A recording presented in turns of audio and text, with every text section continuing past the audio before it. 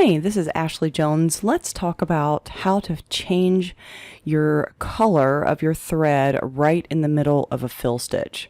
So I'm just going to draw a artwork rectangle so we can turn it into a fill stitch and play with it. And here under my effects tab, just convert that to a fill.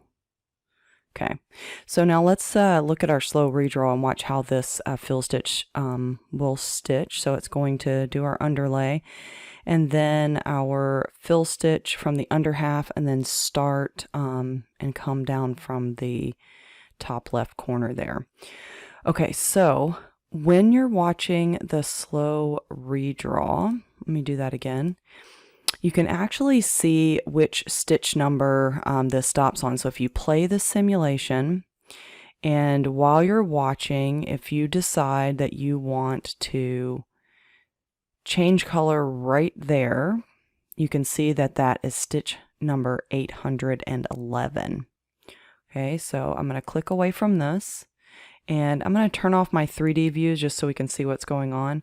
And I have my stitch ends on, which is this icon here, so I can see the little penetrations in the fabric. And then I'm going to choose my stitch tool, and now I can click on any of these stitches, and when I click down in the bottom underneath my color chips, I can see exactly what stitch number that is. So if I want to select a stitch, actually let's just start at the corner here since we know that it transitions from here to here. So I'm going to choose that first stitch in the corner there. And over here in my properties box for my stitch, I'm going to say that I want that to be color number 2 and I want it to be a needle change. So needle change is the same thing as a stop for a color change. And then I click apply. And you can see how it has changed the color. So now if we watch our slow redraw, it's going to stitch all of this, and then once it starts in that corner, your machine will stop, ask you for the second color to fill in that second half of the design. So if I go back here, and again, any of these stitches, so I'm going to choose my stitch tool again, I'm going to randomly select one this time, and let's just do a different color. So I'm going to change that to color number 3, which is our green. I can see my chips down below. And I'm going to change that to a needle change and click apply.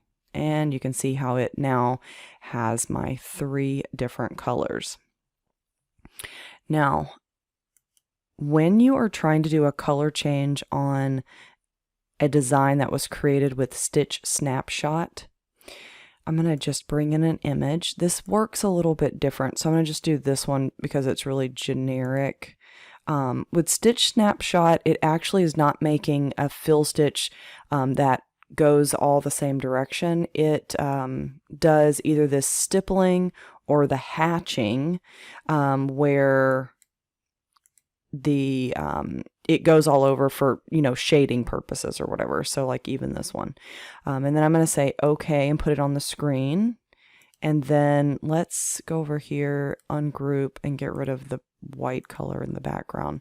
But because it brought this in, you know, as a photograph, if I turn off my stitch ends, you can see over here in the sequence view, it actually took 2 pink colors to make up the color of that balloon because of the shading that happens with photographs versus just our regular embroidery.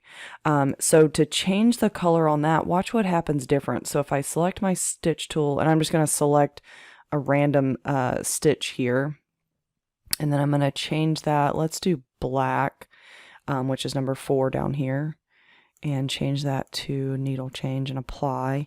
You can see how, let me turn off my stitch ends again. Whoops, wrong one. And you can see how it's kind of made that change partway through that last color. So you'd have to do that on both of the colors. Now, with the stippling, so if I remove this, or actually let's just start a new page. With the stippling, it's a little bit different because it goes all over. So I'm going to leave it as the stippling option and say OK. And again, I'm going to just ungroup and take away the white there. And so this one, let's do the same thing. Select my stitch tool here and then turn my stitch ends on, and I'm going to select one at random instead of, being particular. And let's change it to black so we can definitely see it. And say apply. And then let's look at this. Now see how, let me turn it on 3D. See how the black color change kind of goes all over? That's because in the stippling, you see how it just goes everywhere. It's not a consistent, and that's the look that you're getting from that stitched snapshot. So hopefully that will help with your color change part through. Again, just to reiterate, you're going to turn your stitch ends on, this tool here, so that you can easily see the stitch ends, and then choose your stitch tool, click on that stitch, and then choose a different color. So for this one, I'm going to do 9 this time and choose needle change and apply. And you can see now we have a red, turquoise, green, and blue. If I turn that on there. And looks like I moved a stitch accidentally or something, so I probably need to fix that opening there. But it'll stop for each of those color changes. So hopefully this helps.